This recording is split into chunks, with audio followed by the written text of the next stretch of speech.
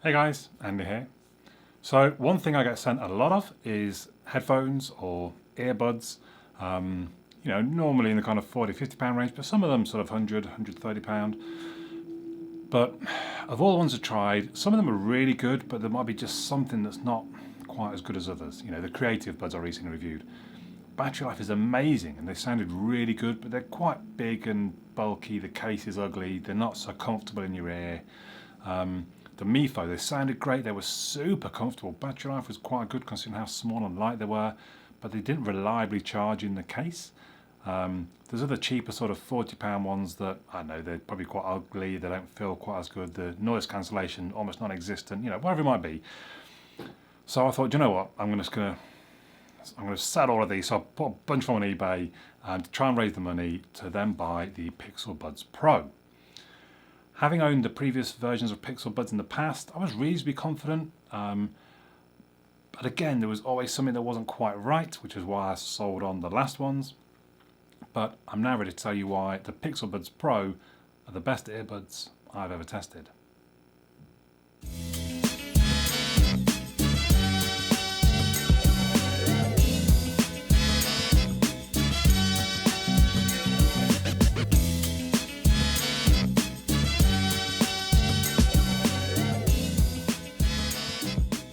Okay, we're going to start with the design. So the design isn't super different to what they've done in the past.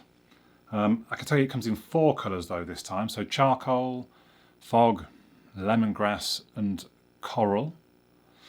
The whole design is quite like they have been in the past. They're still quite a small earbud. I mean, it's a bit bigger, I think, than some, bigger than the Mifo, for example, but generally that's quite a small bud. As you'll see, there's no wing. So there's kind of a bit of a wedge really, but they go in your ear really comfortably, really easily, and they are actually really comfortable. And they go back into the case. You'll notice there's kind of a magnetic, as well as the lid, holding them in place. So I think it's a nice design. It's as I say, it's much like they were before. They're coming out very easy and they're very comfortable. So the controls work on both buds. They're touch controls, which normally I'm not a fan of, but actually these are probably the best working touch controls I've had on an earbud. I did watch MKBHD's video and he said he had problems with them, but volume up, volume down, pause, changing noise cancellation to pass through, all worked flawlessly. In fact, I did look at my previous review on the previous buds that I owned, and one of the comments was that it felt like you had to sort of wake them up sometimes before then the touch controls would work. So if you wanted to stop it, you sometimes tap once and nothing happened, but that woke them, so then you tapped again. And likewise with the volume, you do once so it doesn't do anything, and then the second time, no problem at all on these. Every time, first time, good control. The voice controls work well. I didn't use them a lot, but you could say, hey G, skip on 30 seconds, for example, in a podcast, and it would do that. They auto pause when you remove the earbud, and obviously they play again when you put them back in. To me, yeah, really good controls. If we talk about the software, you open them, you take them out, and you'll notice they connect very quickly. We have the controls all in, this is basically in the Android sort of settings. We're in the Bluetooth bit here and we tap the cog. If you're not on a Pixel though, you can install a separate Pixel app. But on a Pixel, everything works through the sort of effectively your Bluetooth settings, including things like ear seal check. I didn't really try that. It just kept telling me I think my ears are too big, basically. Google Assistant, controls, all your settings and controls are in the Bluetooth settings, which I think is quite handy. They're not super in depth, so there's no graphic equalizer, for example. They tell us that's coming later in the year. It does read notifications to you and you can reply. If someone messages you, it says hold the earbud and reply, and you can just talk your reply. That's quite good. There's also the live translation, which I haven't really been able to use, but could be handy for some people. If we move on to performance, so I've used them, I've been cycling with them, I've been jogging, I've walked around the block with them in, I go to the gym with them on, I've watched the TV with them, and I can tell you, I think they sound great. So there's plenty of bass, There's good range generally. There's really good volume. And again, MKBHD talked about the volume like it wasn't very good. And the one thing that I noticed was you can have separate volume controls for the device and the earbuds, if that makes sense. And it's not obvious because when you swipe the earbud, the volume on your phone moves. So I was in a phone call and they were a bit quiet and I was volume up on my phone, it was to maximum. I thought, oh, why are they so quiet? This is not good. And then I did volume up on the earbud and all of a sudden, woof, the volume went way up. Same thing happened with my TV. So I do wonder, I think it was MKBHD said they're a bit quiet. Well, I wonder if he just didn't do the volume on the earbud as well as, because he did say he struggled with the controls. Maybe he did. Then we've got the active noise cancellation. I was really impressed, really impressed. To me, it's the best active noise cancellation of any inner ear earbud. And it's not that far off the big over-ear active noise cancellation headphones. The background noise really does drop away. So, I mean, right now I can hear the fans in my computer. I put these earbuds in, it's gone. There's definitely sort of a humdrum noise that is just removed by the active noise cancellation. The flip side of that is the pass-through mode. So you turn on pass-through and effectively it passes through people's voices and things. And again, I thought it did a really good job. I was in the barber's today and the barber and another customer were talking and I was sort of just testing, going back and forth between the two different modes. And even with active noise cancellation on, so like the buzz of his clippers wasn't too loud, but you could hear the voices quite well. When I've been out cycling, I would call at a coffee shop and I didn't bother taking my earbuds out. I stopped it and I put pass-through mode on and I placed my order and whatever discussion off went and it was fine. So yeah, the pass-through I thought worked really well. If we move on to battery life, this is where I had the problem with the old buds. So you take them out, they auto-connect. You put them back in, they should disconnect and start charging.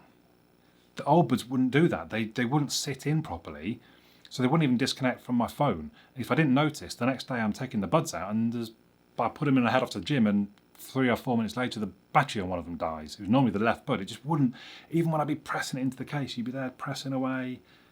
It just wouldn't connect properly with the two connections that were charging. So clearly they've sort of made some design changes, I think. Now, I say that, I had it twice, it didn't seem to fully charge properly, but they had 70% in, so I'm not sure what, and that was twice, that was over a week ago, and since then I've been keeping an eye, every now and then I'll just open up and check with the battery life, and they've always been charging properly. So I don't know what I did on those two occasions, but to me it doesn't seem to be a problem. If we move on to the actual sort of, well, actually I'll mention the charging, so it's USB Type-C, and it is also Qi wireless charging, which is quite handy. You can just throw it onto a charging pad and they'll charge up. The actual battery life, they claim 7 hours with active noise cancellation. I think possibly about 11 hours with that off. So I went cycling with active noise cancellation. Well, it's either noise cancellation or pass-through. I was trying both as I was cycling. With the pass-through, I did get quite a bit of wind noise, so I do switch you back to a noise cancelling. But it's not something I'd recommend when you're cycling and you're out and about, because you want to be able to hear the traffic and things. But I've got out into the countryside at that point. I've got my radar for the rear, whatever. Anyway, so noise cancellation on. I was cycling from somewhere between 4 and 5 hours, and they still had 45% life left in them at the end. I thought it was really good. I think the 7 hours should be easily achieved, if not beaten. I did notice when I got home, the case was down to 52%, but what I can't be sure of was I fully charged when I set off in the morning? I don't know. I don't think I can have been. It can't have half charged the buds and half used the case, because that's like only one charge for the buds if you fully emptied them. But bottom line, yeah, battery really quite good. So what do I think of them? So there's no equalizer. I did have some issues with connecting to two different devices. I'd connected the TV. You can turn on this mode where it's got two different devices connected, and in theory, I thought you're listening to TV or you're working on your laptop, but then a phone call comes in and it just switches over and you almost seamlessly, off you go. But I was there listening to the TV and it kept cutting out and I didn't understand why. I'm like, why is it? And I'd wait and it'd come back again quite quickly, but why, what? And then it was later that I realised, oh, was there like a notification coming in on my phone maybe? And it was cutting off and going over. I don't know. I thought it was like a seamless thing, but clearly not. Maybe I'm asking too much. So that's a little bit weird. Then there's the price, £179. Now, I think I paid about 110 because I got it with a discount, with a voucher and all kind of different things and got them down to the price. So I think for that it was pretty good, but £179 is quite a lot. I mean, I think you can get them new for like £150 and I think you'll probably find them much cheaper than that in other places or free with your Pixel 7. But I suppose my point being, you can get really good headphones for £50 or earbuds. Is it worth paying more for the £150? And only really you can answer that. But what I would say is, It's a really good quality product. They really feel like they're a decent quality product. The active noise cancellation is really good. The pass-through works really well. I love the Android integration with the Pixel Buds. I mean, second to none, as you'd expect, I suppose, in some ways. They sound fantastic and they're super comfortable.